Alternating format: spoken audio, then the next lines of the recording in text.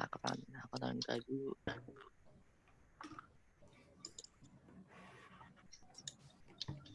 Ya kan, ibadah hari Minggu Persekutuan Taruna akan kita mulai.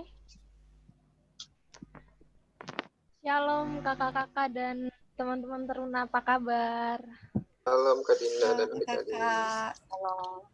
Hari Minggu adik-adik ayo dibuka videonya, disapa tuh. Tampilkan Jawab dong. wajah cantik gantengnya nih, biar kita enak kan sama ibadah, kita bisa ngeliat wajah teman-teman kan, nggak cuma item-item gini aja loh. Cuma nama doang.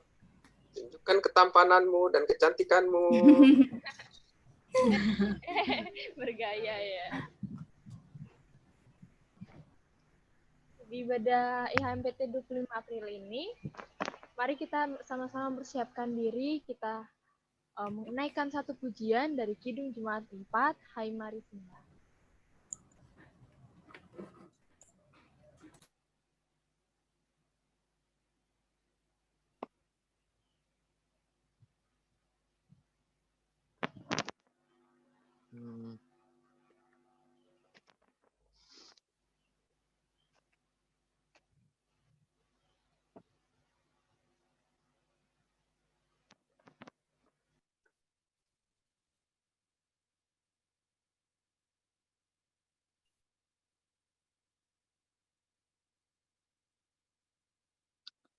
Nggak ada Maria sih.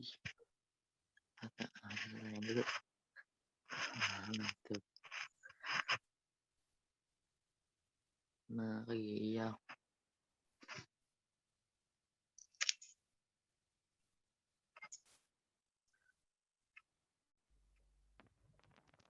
Oh, maaf Kak, ada terkendala sinyal kayak sepertinya.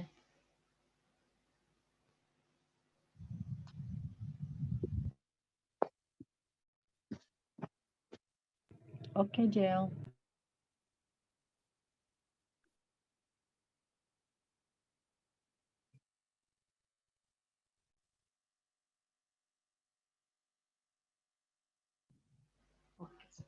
Sepertinya lagi ada kendala sinyal nih Kak, jadi mohon ditunggu sebentar ya Kak. Iya, nggak apa-apa, Jel. Semangat. Kok banyak banget sih? Banyak.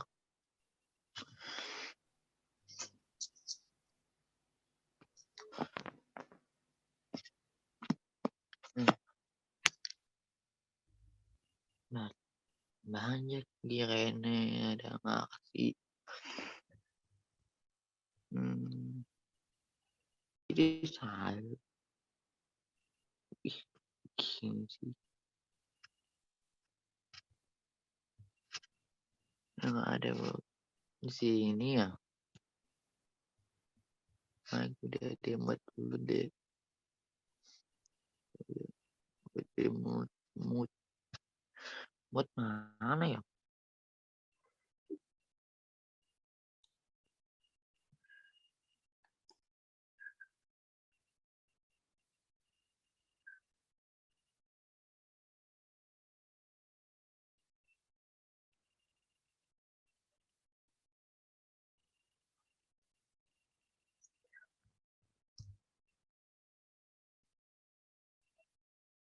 Adik-adik sambil menunggu, jangan lupa dibuka Alkitabnya ya. Dari 2 Raja-Raja 7 ayat 1 sampai 16. Ayo sambil disiapkan.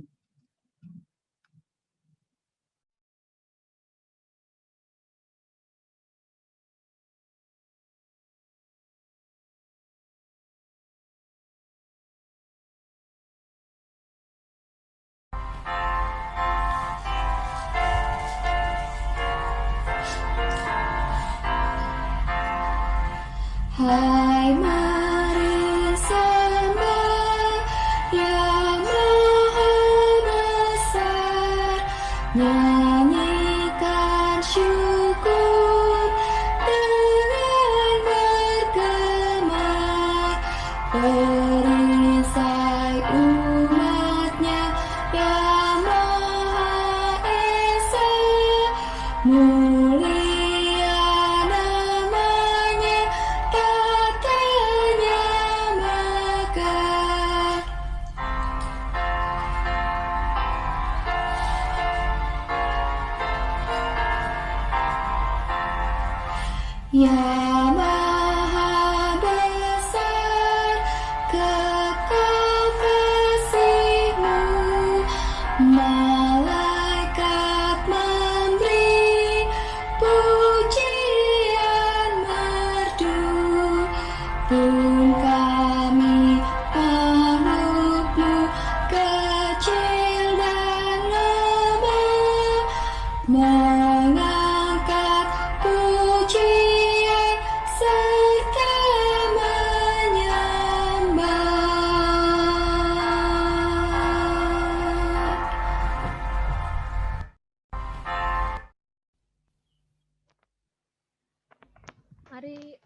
kakak-kakak Teruna dan teman-teman Teruna, kita bersatu di dalam doa.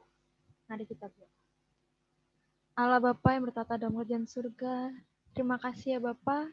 Saat pagi ya Bapa, Kau izinkan kami ya Bapa untuk kami bangun di pagi hari ini, untuk kami beribadah, untuk kami beribadah walaupun secara virtual ya Bapa, kiranya tidak mengurangi semangat kami dalam beribadah ya Bapa.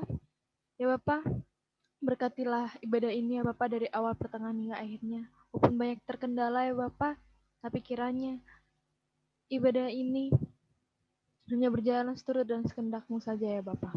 Kami serahkan ya Bapa ibadah ini dalam tangan pengasihan-Mu, dan kami juga berdoa untuk teman-teman Teruna ya Bapa yang belum bergabung di dalam Zoom ini, kiranya Tuhan izinkan mereka untuk mereka bergabung ya Bapa bersama dengan kami. Ya Bapa, berkatilah juga untuk Kak Nov yang akan membawakan pelayanan firman ya Bapak, kiranya Tuhan berkati dan kiranya firman yang dibawakan akan menjadi berkat dalam kehidupan kami ya Bapak. Kami serahkan segala kehidupan kami dan ibadah ini Bapak ke dalam tangan pengasihan-Mu, kami berdoa dan mengucap syukur. Amin.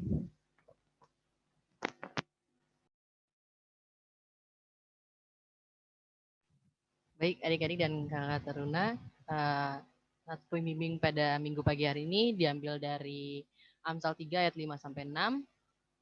Amsal 3 5-6 yang menyatakan, percayalah kepada Tuhan dengan segenap hatimu dan janganlah bersandar pada pengertianmu sendiri. Akuilah Dia dalam segala lakumu, maka Ia akan meluruskan jalanmu. Lagu selanjutnya kita menyanyikan lagu dari NKB 116, Siapa yang Berpegang.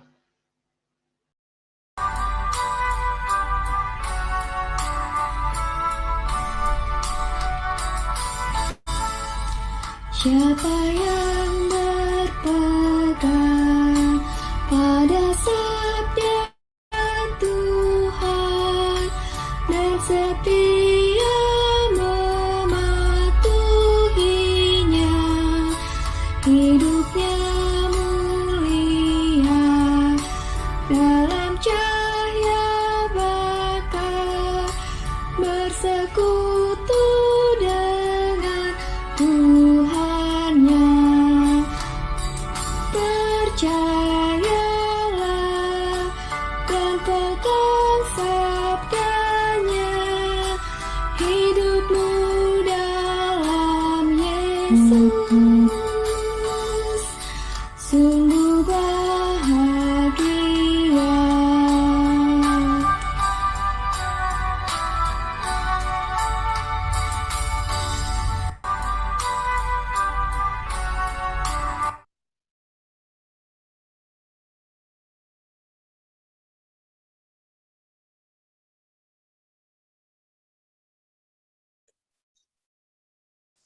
Ya, adik-adik, sebelum kita masuk pembacaan firman Tuhan, mari kita terlebih dahulu satu dalam doa.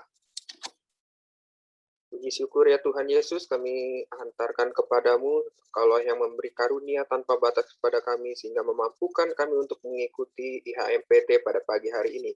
Ya Tuhan Yesus, kalau sebentar kami akan mempelajari sebagian kecil dari firman-Mu, biarlah kami boleh mengerti yang menjadi kemauan-Mu, biarlah kami boleh senantiasa bertumbuh di dalam Kristus Yesus. Hanya di dalam nama-Mu lah kami berdoa dan mengucap syukur, berfirmanlah Tuhan, kami semua siap mendengarkan. Amin. Nah, adik-adik, pembacaan Alkitab kita ambil dari kitab 2 Raja-Raja 7 ayat 1 sampai 16. Cukup panjang, ini akan dibacakan oleh Kak Mei. Oke, baik. Kak Nov, adik-adik, mari kita baca bersama-sama. 2 Raja-Raja 7 ayat 1 sampai 16. Lalu berkatalah Elisa, dengarlah firman Tuhan. Beginilah firman Tuhan. Besok, kira-kira waktu ini, sesukat tepung yang terbaik akan berharga sesikal dan 2 sukat jelai akan berharga sesikal di pintu gerbang Samaria. Tetapi perwira yang menjadi ajudan raja menjawab abdi Allah. Katanya, sekalipun Tuhan membuat tingkap-tingkap di langit, masakan hal itu mungkin terjadi? Jawab abdi Allah, sesungguhnya engkau akan melihatnya dengan matamu sendiri, tetapi tidak akan makan apa-apa daripadanya. 4 orang yang sakit kusta ada di depan pintu gerbang. Berkatalah yang seorang kepada yang lain, "Mengapakah kita duduk-duduk di sini sampai mati? Jika kita berkata, 'Baiklah, kita masuk ke kota,' padahal dalam kota ada kelaparan, kita akan mati di sana. Dan jika kita tinggal di sini, kita akan mati juga. Jadi sekarang, marilah kita menyeberang ke perkemahan tentara Aram. Jika mereka membiarkan kita hidup, kita akan hidup. Dan jika mereka mematikan kita, kita akan mati." Lalu pada waktu senja, bangkitlah mereka masuk ke tempat perkemahan orang Aram. Tetapi ketika mereka sampai di pinggir tempat perkemahan orang Aram itu, tampaklah tidak ada orang di sana. Sebab Tuhan telah membuat tentara Aram itu mendengar bunyi kereta, bunyi kuda, bunyi tentara yang besar, sehingga berkatalah yang seorang kepada yang lain, "Sesungguhnya Raja Israel telah mengupah raja-raja orang Het dan raja-raja orang Misraim melawan kita, supaya mereka menyerang kita. Karena itu, bangkitlah mereka melarikan diri pada waktu senja dengan meninggalkan kemah dan kuda dan keledai mereka, serta tempat perkemahan itu dengan begitu saja. Mereka melarikan diri, menyelamatkan nyawanya. Ketika orang-orang yang sakit kusta itu sampai ke pinggir tempat perkemahan, masuklah mereka ke dalam sebuah kemah, lalu makan dan minum. Sesudah itu mereka mengangkut dari sana emas dan perak dan pakaian, kemudian pergilah mereka menyembunyikannya. Lalu datanglah mereka kembali, masuk ke dalam kemah yang lain dan mengangkut juga barang-barang dari sana. Kemudian pergilah mereka menyembunyikannya. Lalu berkatalah yang seorang kepada yang lain, "Tidak patut yang kita lakukan ini. Hari ini ialah hari kabar baik. Tetapi kita ini tinggal diam saja. Apabila kita menanti sampai terang pagi, maka hukuman akan menimpa kita. Jadi sekarang, marilah kita pergi menghadap untuk memberitahukan hal itu ke istana raja." Mereka pergi lalu berseru kepada penunggu pintu gerbang kota dan menceritakan kepada orang-orang itu. Katanya, "Kami sudah masuk ke tempat perkemahan orang Aram, dan ternyata tidak ada orang di sana, dan tidak ada suara manusia kedengaran. Hanya ada kuda dan keledai tertambat dan kemah-kemah ditinggalkan dengan begitu saja." Para penunggu pintu gerbang menyerukan dan memberitahukan hal itu ke istana raja. Sekalipun masih malam, raja bangun juga, lalu berkata kepada para pegawainya, "Baiklah, kuterangkan kepadamu apa maksud orang Aram itu terhadap kita. Mereka tahu bahwa kita ini menderita kelaparan. Sebab itu mereka keluar dari tempat perkemahan untuk menyembunyikan diri di padang, sambil berpikir, apabila orang Israel keluar dari dalam kota, kita akan menangkap mereka hidup-hidup. Kemudian kita masuk ke dalam kota." Lalu salah seorang pegawainya menjawab, "Baiklah, kita ambil 5 ekor dari kuda yang masih tinggal di dalam kota ini. Tentulah keadaannya seperti seluruh halayak ramai Israel yang sudah habis mati itu. Biarlah kita suruh saja orang pergi, supaya kita lihat." Sesudah itu mereka mengambil 2 kereta kuda. Kemudian raja menyuruh mereka menyusul tentara Aram sambil berkata, "Pergilah melihatnya." Lalu pergilah mereka menyusul orang-orang itu sampai ke sungai Yordan. Dan tampaklah seluruh jalan itu penuh dengan pakaian dan perkakas yang dilemparkan oleh orang Aram pada waktu mereka lari terburu-buru. Kemudian pulanglah suruhan itu dan menceritakan hal itu kepada raja. Maka keluarlah penduduk kota itu menjarah tempat perkemahan orang Aram. Karena itu sesukat tepung yang terbaik berharga seshikal, dan 2 sukat jelai berharga seshikal, sesuai dengan firman Tuhan. Demikian pembacaan Alkitab hari ini. Oke, adik-adik, suara kakak terdengar jelas ya.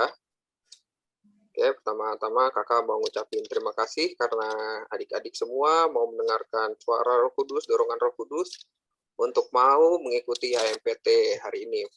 Mengalahkan rasa malas, dan nggak pilih untuk tetap tidur misalnya walaupun mungkin semalam masih capek, Tapi walaupun dalam keadaan apapun, kita harus tetap meluangkan waktu untuk mendengarkan apa yang menjadi kehendak Tuhan. Nah, sekarang apa yang mau kita pelajari hari ini, tema hari ini adalah gimana kita supaya berani mengambil keputusan adik-adik. Nah, dari pembacaan kita bisa tahu bahwa keadaan yang dialami oleh bangsa Samaria itu bukan keadaan yang mudah. Dalam hal ini, bangsa Samaria maksudnya keempat orang yang di luar kota. Nah, jadi kondisinya begini adik-adik. Mungkin boleh di next slide-nya. Oh, aku bisa operate sendiri ya. Oh iya, sorry. Nah, bangsa Samaria itu kan lagi dalam kepungan musuh. Kemudian ada 4 penderita kusta yang ada di luar tembok. Nah, adik-adik tahu kan kalau penderita kusta zaman dulu itu, mereka itu masyarakat yang dikucilkan, yang emang disingkirkan, makanya mereka tinggal di luar kota, karena supaya yang di dalam kota nggak ketularan. Jadi mereka memang hidupnya dasarnya ini udah susah. Nah, nggak ada perang pun hidup mereka ini udah susah adik-adik. Apalagi sekarang kondisinya mereka lagi perang. Kastil mereka udah dikepung. Jadi karena pengepungan itu, sehingga suplai barang ke dalam kota susah, sehingga harga-harga naik. Jadinya di kota itu pun terjadi kelaparan adik-adik. Jadi yang semula kotanya baik-baik aja, tapi karena lagi perang, dikepung, akhirnya itu kotanya jadi kelaparan. Ya, sekarang keempat orang kusta itu, yang dari awal memang udah di luar kota tinggalnya, mereka itu dalam keadaan yang terjebak. Nah, kenapa terjebak? Mereka sekarang udah ngeliat pasukan musuh. Pasukan musuh, kalau pasukan musuhnya nyerang, udah pasti mereka kena duluan. Kalaupun mereka ngumpet dalam kota, di dalam kotanya juga kelaparan. Apalagi mereka masyarakat yang tersingkirkan. Mereka akan tetap kelaparan, ya ujung-ujungnya mati kelaparan juga gitu. Nah, apalagi kalau mereka tetap di luar tembok, ya ujung-ujungnya mati juga. Situasinya ini berat banget adik-adik. Tetapi keempat orang ini tidak menyerah pada keadaan. Nah, itulah yang mau kita pelajari pada hari ini. Jadi keempat orang ini mereka mempertimbangkan situasi mereka baik-baik, mempertimbangkan apa aja opsi, apa aja pilihan nih yang mereka punya. Mereka pertimbangkan baik-baik, kemudian mereka mufakat. Nah, jadi setelah mereka pertimbangkan, ya daripada kita di sini duduk diam akhirnya mati kelaparan, kalaupun kita masuk ke dalam kota juga mati kelaparan, ya mendingan kita coba aja deh ke markas musuh sekalian. Ya kalau mereka memutuskan untuk membunuh kita, ya emang kita akan mati, tapi dibandingkan dua pilihan lainnya, kita malah udah pasti mati karena kita udah tahu kondisinya. Tetapi kalau keempat orang itu pergi ke markas musuh, mereka belum tentu dihukum mati. Jadi mereka menganggap ya masih ada peluang lah, 50% bisa tetap bertahan hidup. Karena itu mereka menyatukan hati dan mereka memutuskan bersama untuk masuk ke markas musuh. Nah, setelah sampai ke markas musuh, ternyata apa yang terjadi adik-adik? Ternyata pasukan musuhnya hilang. Nah, ini yang di luar nalar biasa. Loh, kenapa pasukan musuhnya bisa hilang? Kalau kita baca di ayat-ayat ayat-ayat sebelumnya tadi, mereka mengira Raja Israel sudah membayar raja-raja lain, termasuk Raja orang Het, untuk memerangi mereka. Jadi pasukan musuh itu yang ada di markas, mereka merasa seakan-akan, wah ini kok kayak ada bunyi-bunyi pasukan mau datang nih, udah deh kita kabur. Tinggalin apa yang ada. Nah, jadi deh tuh markasnya mereka kosong. Jadi pas 4 orang kusta itu datang, ya yang dilihat hanya barang-barang peninggalannya tentara musuh aja. Nah, setelah keempat orang kusta itu melihat ada markas kosong, apa yang mereka lakukan adik-adik? Mereka ya tentu saja sebagaimana orang kelaparan, ya makanlah ya. Di situ ada makanan tertinggal dan segala harta benda, mereka nikmati itu. Tetapi apakah mereka terbuai dalam kenikmatan tersebut? misalnya memakannya dan kemudian tinggal di situ selamanya. Tidak, adik-adik. Di sini yang mau kita pelajari. Jadi setelah tadi keputusan pertama mereka yang sangat tepat, yang sehingga menggerakkan Allah untuk membantu mereka membuat pasukan musuhnya pergi, dan mereka mendapat banyak makanan dan harta, tetapi mereka tidak terbuai di situ. Nah, di sini yang mau kita pelajarin, mereka masih ingat bangsa mereka yang kelaparan di dalam kota. Sehingga setelah mereka makan, mereka juga menghubungi raja, menghadap ke raja, memberitahukan info. Nah, ini. Padahal kita sama-sama tahu masyarakat itu sudah mengucilkan mereka. Udah jahatin mereka, menyingkirkan mereka, bahkan sampai mereka tinggalnya di luar tembok. Tapi ketika mereka menginformasikan pada raja, raja kemudian membuat keputusan, raja mengecek, oh iya ternyata memang kosong. Dan kemudian raja mengangkut makanan-makanan yang ada di sana dan beberapa perlengkapan perang lainnya, dan itu menjadi berkat bagi satu bangsa tersebut. Itu kisah singkatnya adik-adik mengenai kisah yang kita baca pada 2 Raja-Raja 7 ayat 1-16 ini. Jadi kita bisa tahu keberanian 4 orang kusta ini menggerakkan hati Tuhan untuk memberikan pertolongan. Karena Tuhan melihat mereka nggak cuma nyerah aja, nggak cuma diam-diam dong. Ya udahlah, ntar ya kalau kita ke dalam kota juga mati, udahlah mendingan sini aja ya, kalau emang harusnya mati ya mati. Enggak, mereka nggak kayak gitu. Mereka udah tahu kemungkinan-kemungkinannya, mereka memberanikan diri untuk membuat keputusan yang memang keren banget. Mereka masuk ke markas musuh, ya walaupun ada kemungkinan mati tetap ada, cuman setidaknya mereka memanfaatkan peluang yang masih ada. Dan setelah mereka mendapatkan berkat, mereka nggak terlena dengan kenikmatan berkat itu, tapi mereka juga membagikan kepada masyarakat lainnya yang di dalam kota, walaupun masyarakat itu adalah golongan yang telah mengucilkan mereka atau menyakiti mereka. Oke, sampai di sini apakah ada yang mau ditanyakan? Adik-adik? Aku lupa cara next screen-nya gimana ya.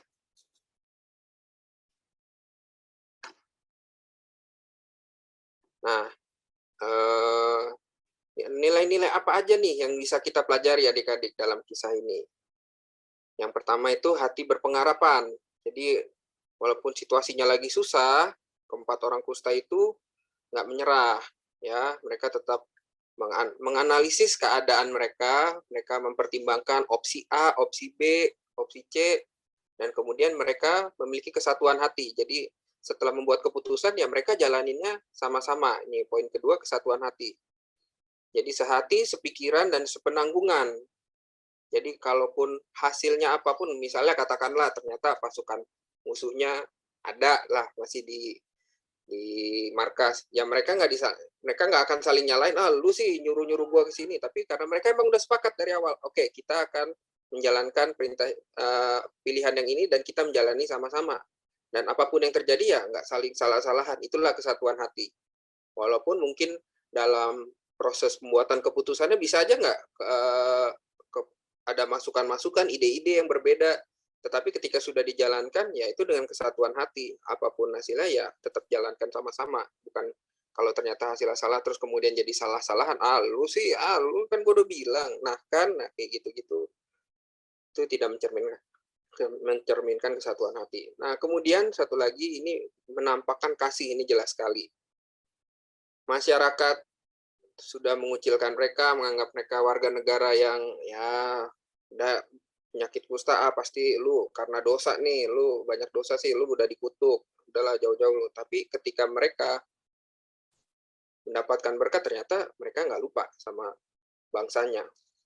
Terlepas apapun yang sudah perlakuan yang sudah mereka terima, mereka masih memiliki kasih adik-adik.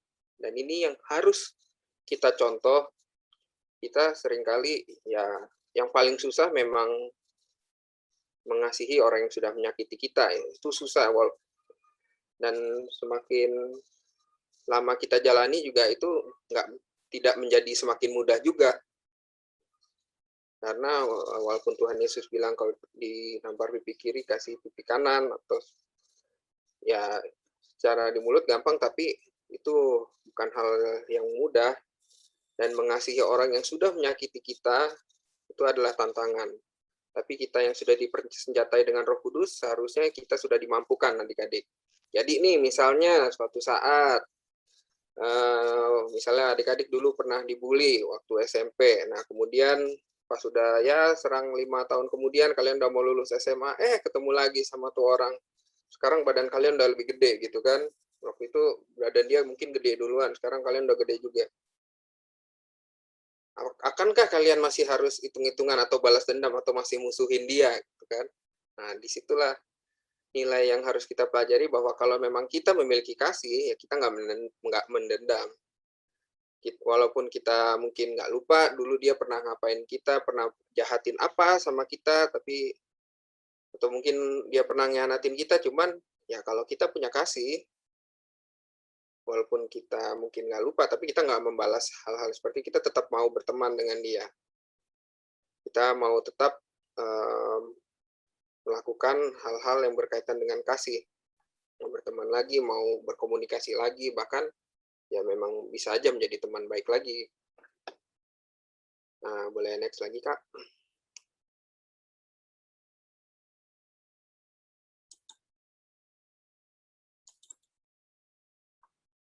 Nah, sekarang kakak mau minta contoh nih. Misalnya deh dalam 1 tahun terakhir, nah kira-kira masa sih hidup kalian nggak pernah buat keputusan? Nah, keputusan apa nih yang menurut kalian ya yang paling susah deh di tahun ini yang pernah kalian buat? Apakah keputusan itu sudah kalian buat dengan bimbingan Tuhan Yesus? Nah, ini kakak mau tanya sampling aja nih ke adik-adik yang beruntung. Nah, ya. Kakak mau tanya ke Mike. Halo Mike.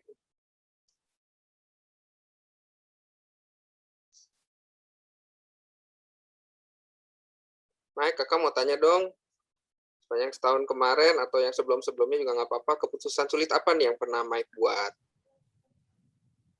Mike yang mana, Kak? Ada 2 tuh, Kak. Mike ya, Kak. Ya, yang kelas 8B. Yang Mike. Ya. Itu Michael.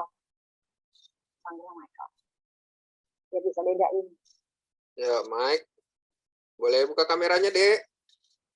Kakak belum lihat muka kamu. Nah, cakep. Tanya dong, Mike. Keputusan apa yang pernah kamu buat nih? Dalam beberapa tahun terakhir yang menurut kamu paling berat, yang nggak mudah keputusannya. Contoh aja, Mike.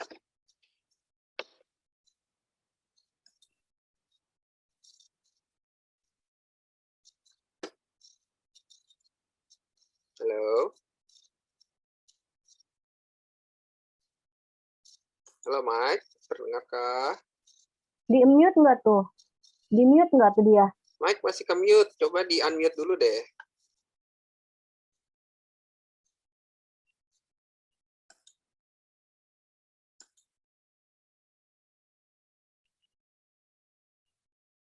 Oh, belum pernah mengambil keputusan kapan punya itu. Oke. Nah, oke, kakak tanya sekarang sama yang mungkin yang lebih senior deh. Coba ke Farhan. Halo Farhan. Suara kakak terdengar kah, Farhan? Halo. Kakak tanya dong, keputusan apa yang pernah kamu buat, Farhan? Ya, katakanlah 1-2 tahun ke belakang deh.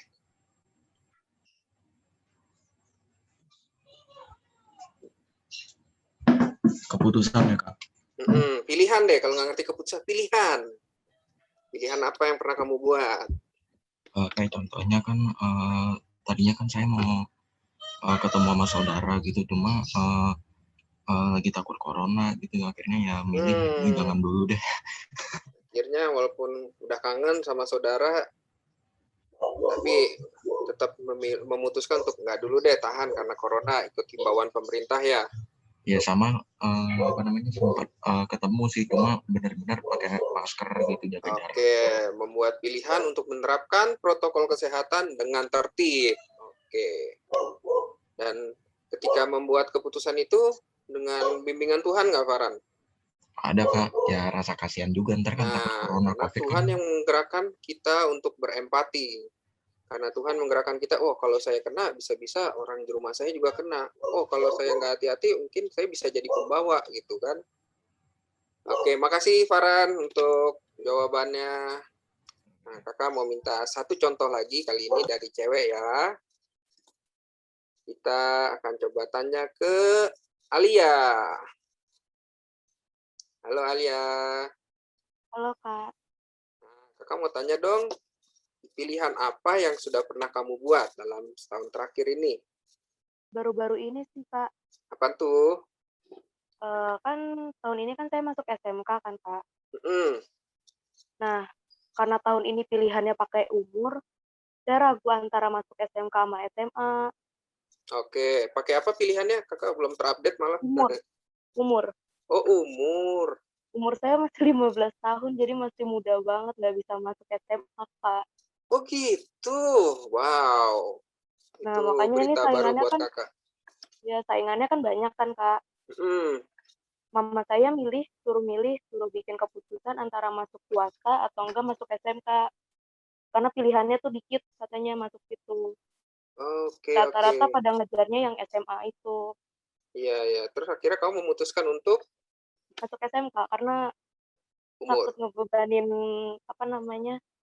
eh ngebebanin uang sama orang tua gitu, Kak. Oke. Jadi keputusan saya masuk SMK gitu untuk tahun ini. Jadi keputusan itu udah kamu buat dengan bimbingan Tuhan Yesus dong? Iya. Udah Oke. keputusan bulat banget. Iya, luar biasa. Makasih Alia. Iya, Kak. Nah, teman-teman, itu dua contoh yang sangat bagus. Jadi kakak sangat senang mendengarnya.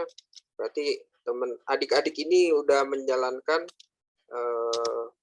mendengarkan suara Tuhan. Nah, karena di sini ini bukan hal yang mudah adik-adik. Kita diperlukan kepekaan, dan untuk memiliki kepekaan ini untuk bisa mendengarkan apa yang menjadi kehendak Tuhan, ya satu-satunya jalan supaya kita bisa mendengar suara Tuhan ya dengan kita mengenal Tuhan. Nah, gimana kita supaya bisa mengenal Tuhan?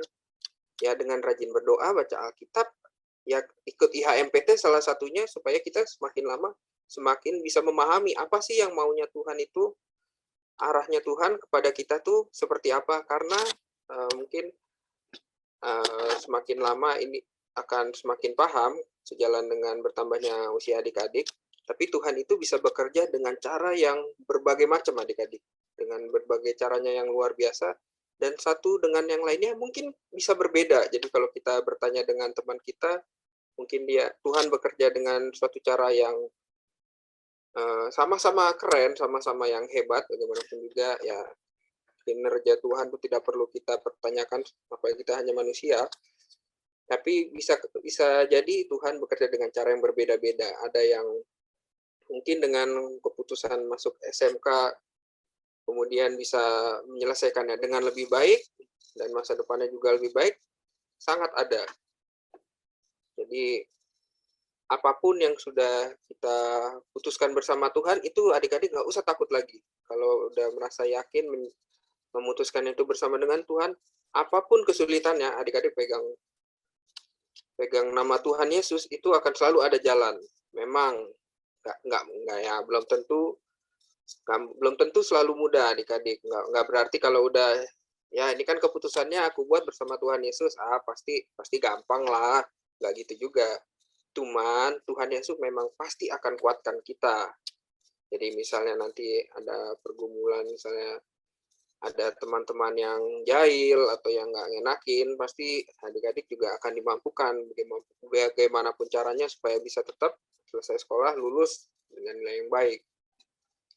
Nah, biasanya keputusan-keputusan apa aja sih yang ada dibuat pada usia-usia adik-adik seperti sekarang? Nah, kurang lebih tadi contohnya sekolah.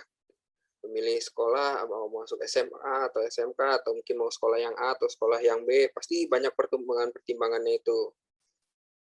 Nah, Kemudian dalam memilih bertemannya yang mana ya? Karena kan kalau kalian sekolah tuh temannya banyak, apalagi sekarang mungkin yang baru masuk SMA sebagian belum pernah ketemuan dengan teman-teman sekelasnya, jadi mungkin belum terlalu tahu perilakunya gimana, tapi sebatas taunya secara virtual.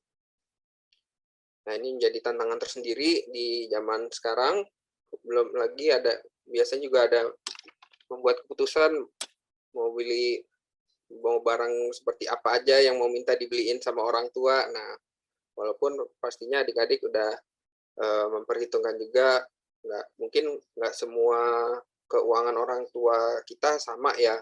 Jadi kita juga harus sebelum kita minta, kita juga harus memahami juga kondisi orang tua kita seperti apa, jangan sampai terlalu memberatkan. Nah, belum lagi harus membuat keputusan terkait pasangan nih. Kadang kan kalau yang dapatnya seiman sih biasa didukung sama orang tuanya, tapi misalnya bagi yang cewek-cewek nih, wah ada yang ganteng, romantis lagi, waduh, tapi ya sholat. Nah, kadang dilema nih, walaupun firman Tuhan, kalau yang Tuhan mau sih ya kita dengan sesama kita, karena gelap dan terang tidak bisa dipersatukan, gitu adik-adik. Nah, kemudian faktor-faktor apa aja sih yang biasa mempengaruhi pilihan kita? Nah, ini ada faktor keinginan. Kadang kalau kita keinginannya kuat tuh, hati-hati adik-adik. Niat kita mendengarkan kemauan Tuhan, pengen tahu apa maunya Tuhan, tapi kadang kalau keinginan kita terlalu kuat, itu akan ada bias. Jadi bisa-bisa kita nggak terlalu mendengarkan apa maunya Tuhan, tapi justru ya kita nyocok-nyocokin kemauan kita ke hasil yang kita inginkan. Jadi yang ada malah suara Tuhan nggak terlalu kita dengerin lagi. Nah, ini kita harus hati-hati adik-adik. Nah, kemudian juga bagaimana teman-teman kita mempengaruhi.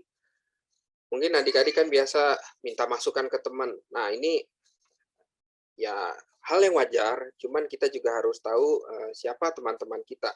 Kakak punya contoh, ya salah satu kenalan kakak dulu, dia bingung mau masuk jurusan apa pas sudah mau kuliah. Terus temennya cuman kasih saran gampang aja. Ya jurusan ya, lu apapun tuh kita bisa jadi orang kok. Udah lu sekarang cap-cip-cup aja, masuknya kemana ya udah itu takdir lo berarti. Singkat cerita dia akhirnya pilih perikanan dan keterima di perikanan Unpad. Tapi apa yang akhirnya terjadi adik-adik? Setelah 6 bulan kuliah dia merasa sangat tidak cocok dan dia kebingungan kenapa gue bisa masuk jurusan ini, dan akhirnya ya dia pindah jurusan kuliah lagi dari awal lagi. Nah, dari contoh singkat itu kita bisa lihat kadang masukan dari teman pun kita harus pikirkan baik-baik. Nggak semua teman itu memberikan saran yang terbaik, hati-hati. Jangan selalu langsung kita ikutin begitu saja, kita telan mentah-mentah omongan teman. Jangan, adik-adik. Tetap kalau kita boleh cari masukan dari teman-teman sekitar kita, dari 2 atau 3 orang, mungkin lebih banyak masukan lebih baik. Dan tapi kita tetap tidak boleh lupa untuk meminta bimbingan Tuhan dalam membuat keputusan. Nah, ini semua harus akan semakin kita paham Tuhan, kita akan semakin lebih baik dalam menganalisis situasi. Contohnya seperti orang kusta tadi, yang mereka bisa mengidentifikasi opsi mereka tuh ada apa aja, yang bisa mereka lakukan apa aja, kalau A, B, C, masing-masing akibatnya apa. Nah, itu mereka pelajari terlebih dahulu, jadi nggak asal, ayo deh coba-coba yuk. Nah, hidup cuma sekali adik-adik, kalau semuanya untuk coba-coba terus, hati-hati. Belum tentu semua yang coba-coba bisa kembali lagi. Contohnya apa? Nah, amit-amit narkoba. Jangan sampai pernah terpikirkan untuk ya coba aja dulu, ya ntar kalau nggak enak nggak usah terusin. Hati-hati, jangan main-main sama narkoba. Nah, nanti semakin lama, semakin kita punya pengalaman untuk memilih sesuatu, ya itu akan menjadi pengalaman, dan pengalaman adalah guru yang paling berharga buat kita ke depannya menjalani hidup. Oke, sampai sini kakak cukupkan dulu. Ada yang mau tanya nggak adik-adik terkait pembuatan keputusan atau cerita orang Samaria hari ini?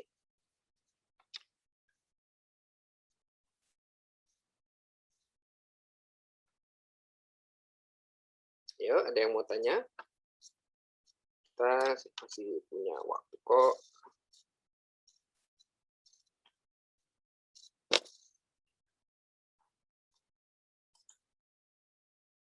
Ya, apakah ada yang mau ditanyakan? Iren atau Noel? Atau Felis? Brandon? Samuel? Michael? Ayo adik-adik dijawab tuh, ditanya sama Kak Anov. Apakah ada yang mau ditanyakan?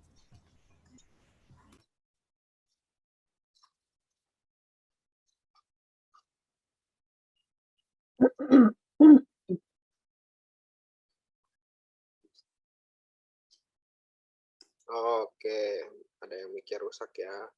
Oke, kalau tidak ada yang tanyakan lagi, berarti kakak cukupkan sampai di sini. Kita tutup dengan satu Amsal 13 ayat 14. Orang bijak merupakan sumber kehidupan bagi orang sekitarnya sebab ia membuat orang terhindar dari jerat maut. Oke, kakak cukupkan sampai sini. Terima kasih atas perhatiannya. Tuhan Yesus memberkati.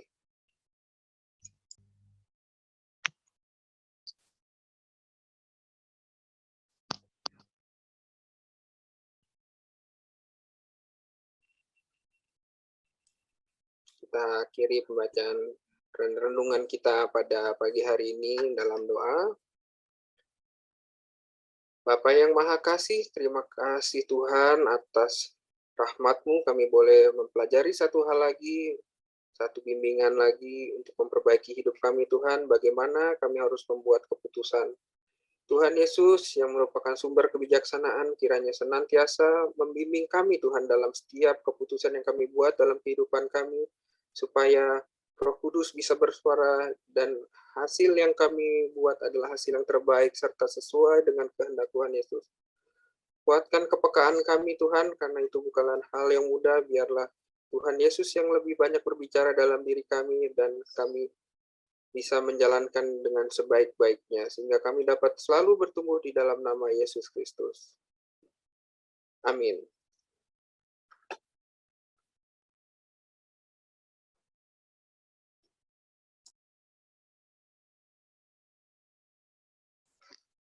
Iya, adik-adik kita masuk ke dalam persembahan seperti yang tertera dari 2 Korintus 9 ayat 7, hendaklah masing-masing memberikan menurut kerelaan hatinya, jangan dengan sedih atau karena paksaan, sebab Allah mengasihi orang yang memberi dengan sukacita. Persembahan adik-adik bisa dilakukan dengan cara mentransfer persembahan adik-adik atau melalui barcode yang sudah tertera di dalam screen atau layar monitor adik-adik. Nah, sambil kita memberikan persembahan, kita akan angkat satu pujian dengan judul Betapa Hatiku. Kita nyanyikan sama-sama ya.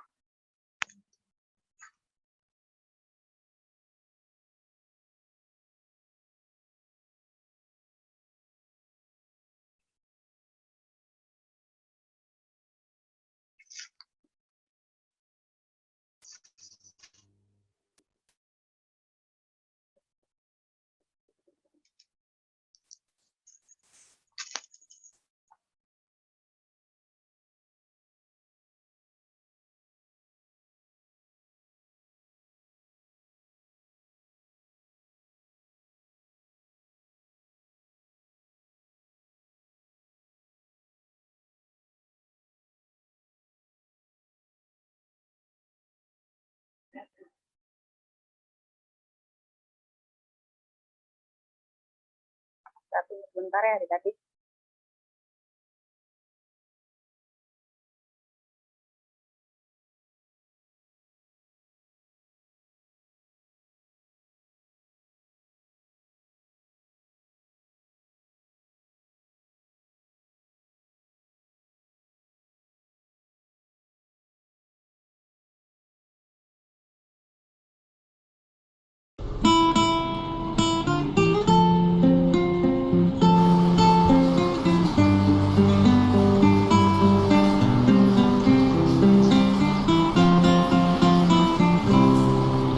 betapa hatiku berterima kasih Tuhan, Kau mengasihiku, Kau memilikiku.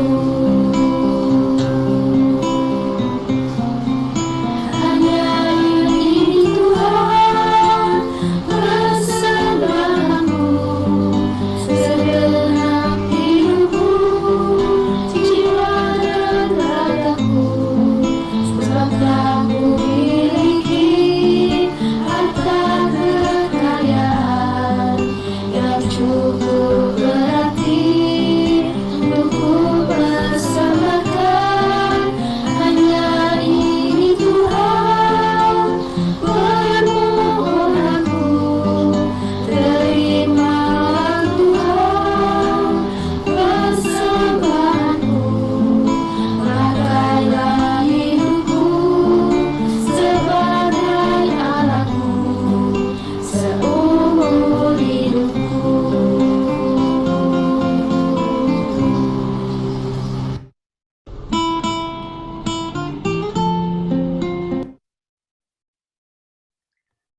Ya, mari kita bawa persembahan kita ke dalam doa. Kita berdoa adik-adik dan kakak-kakak semua. Puji dan syukur kami naikkan kehadirat-Mu Tuhan. Terima kasih atas penyertaan-Mu yang tak henti-hentinya Kau curahkan kepada kami. Pada hari ini kami telah berkumpul dan mendengarkan firman-Mu. Ya Tuhan, semua bukan karena kuat dan gagah kami, melainkan semua karena kebaikan-Mu kepada kami. Bapa, kami telah memberikan persembahan. Kiranya Engkau memberkati persembahan dari tangan-tangan yang telah memberikan. Dan kiranya persembahan ini dapat menjadi dupa yang harum di hadapan-Mu Tuhan. Dan Engkau memberkati persembahan kami untuk gereja-Mu dan setiap pelayanan serta pekerjaan Tuhan di dalamnya. Di dalam nama Tuhan Yesus Kristus yang adalah Tuhan kami dan Juru Selamat kami yang hidup. Kami berdoa.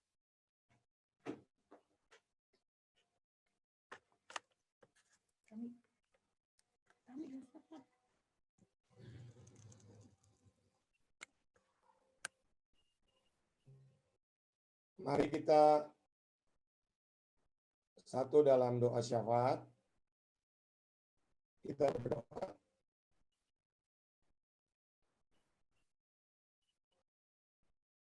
Terima kasih Tuhan Yesus Kristus, Allah Bapa Maha Kuasa, Allah yang begitu luar biasa, begitu memberkati kami, sehingga meskipun kami dalam kehidupan ini masih dilanda oleh wabah COVID-19, kami semua yang hadir dalam IHMPT online di saat ini ada dalam kondisi kesehatan tubuh jasmani yang baik. Kami imani itu, dan itu semua adalah dari Tuhan Yesus Kristus. Dan ya Tuhan, dalam ibadah kami di saat ini, kami mau berdoa satu hati untuk semua teruna terkasih dalam kehidupan tugas pelayan kerja sebagai orang siswa. Tuhan berkati sehingga apapun yang mereka lakukan Tuhan juga buat berhasil. Pembelajaran jauh yang mereka jalani di saat ini kiranya dapat mereka pahami apa yang diajarkan, juga mungkin apa yang diajarkan oleh orang tua di rumah. Tuhan, Engkau berkati campur tangan bagi mereka untuk dapat mereka gapai masa depan yang indah, yang baik dalam kuasa kasih Tuhan Yesus Kristus. Bagi semua kami juga kakak layan dalam segala pergumulan kami, Tuhan lebih tahu, Tuhan Engkau dengar, dan Engkau mau jawab seturut kehendak-Mu saja. Kami juga ingat untuk mereka di luar sana yang kelaparan, mereka orang tua yang telah lanjut usia, hidup dalam kesendirian, bahkan kemiskinan, mereka yang dalam penjara, mereka yang menderita karena ketidakadilan, yang sakit, yang berduka. Tuhan, Engkau berkati sertai pimpin dalam segala tugas, layan mereka, kerja mereka, bahkan usaha yang dilakukan.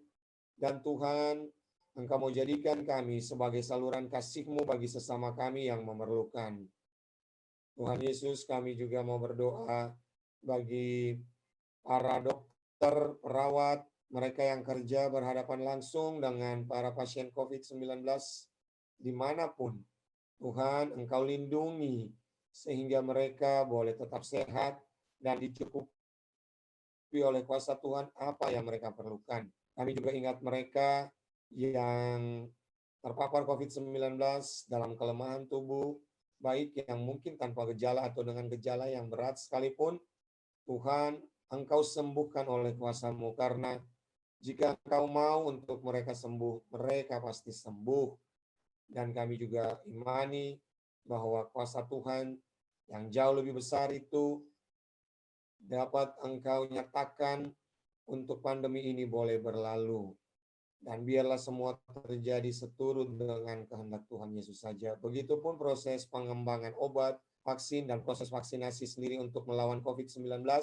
Tuhan berkati sehingga hasilnya boleh baik, dan semuanya adalah seturut dengan kehendak Tuhan Yesus.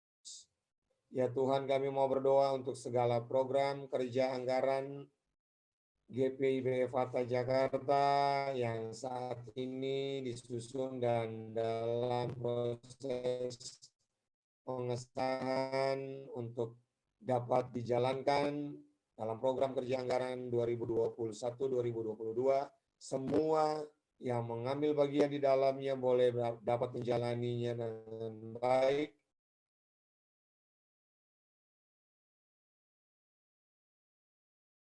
Apapun yang diperlukan. Dan juga bagi program KLKPT, Tuhan berkati sehingga semua kami kakak layan, begitupun juga adik-adik, kami dapat menjalaninya dengan baik ya Tuhan. Terima kasih Tuhan Yesus, kami mau serahkan seluruh pergumulan kami, seluruh langkah kehidupan kami sepanjang minggu ini ke dalam tangan Tuhan saja. Kami mohon ampun-Mu atas segala dosa kami, Tuhan mau barui, dan Tuhan Yesus pimpin sertai berkati hidup kehidupan kami juga setiap waktu. Dalam nama Tuhan Yesus Kristus, Allah Bapa, kami berdoa dan kami mau mengakhiri doa kami ini dengan doa Bapa kami. Bapa kami yang di surga, dikuduskanlah nama-Mu, datanglah kerajaan-Mu, jadilah kehendak-Mu di bumi seperti di surga. Berikanlah kami pada hari ini makanan kami yang secukupnya. Dan ampunilah kami akan kesalahan kami, seperti kami juga mengampuni orang yang bersalah kepada kami. Dan janganlah membawa kami ke dalam pencobaan, tapi lepaskanlah kami daripada yang jahat.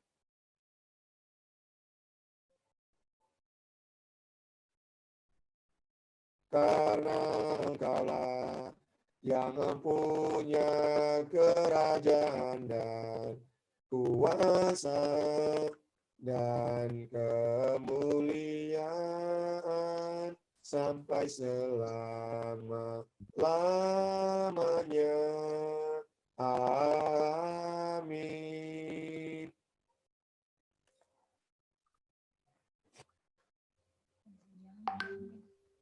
Lanjut ya. Baik. Shalom adik teruna dan kakak semua.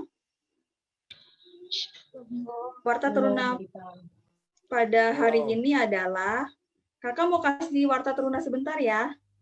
Boleh. Sebelum masuk ke pengutusan.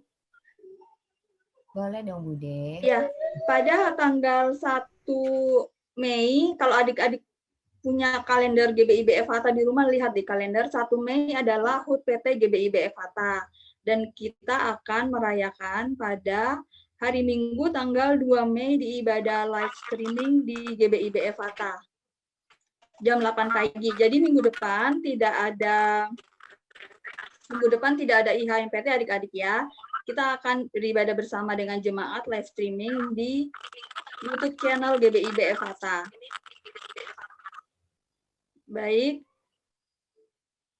Adik Teruna, jadi nanti ada beberapa adik Teruna yang akan bertugas juga di gereja sebagai pembaca Alkitab dan doa syafaat bersama dengan kakak layan lainnya. Nanti kakak akan tunjuk melalui langsung ya adik Teruna ya. Jadi minggu depan kita ibadah bersama di YouTube channel GBIB FHATA. Dan pada tanggal 9 Mei, minggu berikutnya nanti akan ada IHMPT lagi. Tetap semangat adik Teruna. Terima kasih, Tuhan Yesus memberkati.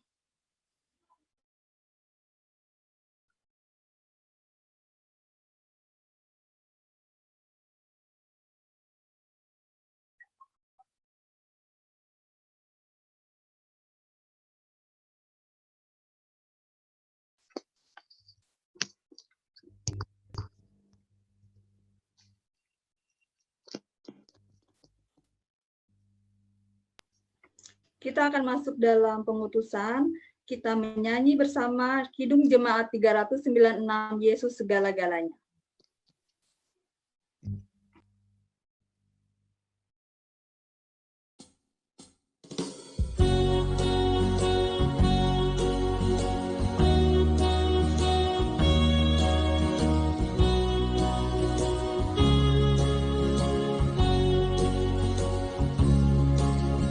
Yesus segala-galanya mentari hidupku. Siapa nih? Hari-hari Kamu udah aktif wifi? Aku masuk. penopang yang teguh. Bila ku susah berkesan, aku pergi kepadanya. Sandaranku, penghiburku, sobatku.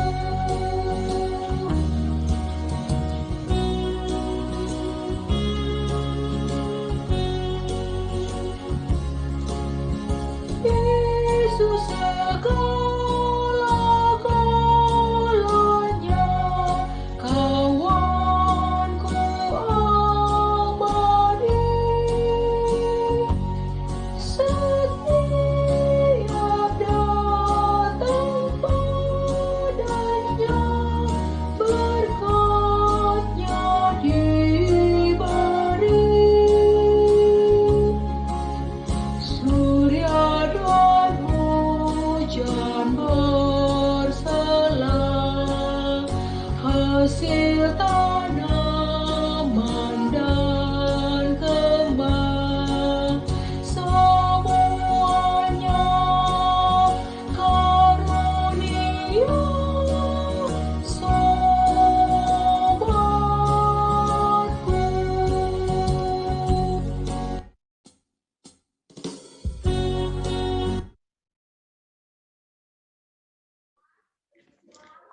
Mari adik Teruna dan kakak semua kita berdoa. Bapa di surga, kami mengucap syukur karena pada hari ini kami sudah mengadakan IHMPT online melalui Zoom. Kiranya Tuhan memberkati adik Teruna dan kakak layan yang sudah mengikuti ibadah ini dari awal, pertengahan, hingga akhirnya. Dan juga memberkati Karyo yang sebagai host. Bapa di surga, kiranya kami boleh menjadi pelaku-pelaku firman di dalam kehidupan kami setiap hari, dan kami dalam mengambil keputusan apapun, kami boleh mengandalkan Tuhan dan berpengharapan kepada Tuhan. Kiranya kasih karunia Tuhan Yesus Kristus dan kasih Allah dan persekutuan dengan Roh Kudus senantiasa menyertai kehidupan kita semua. Dalam nama Yesus kami berdoa. Amin. Bapa, terima kasih.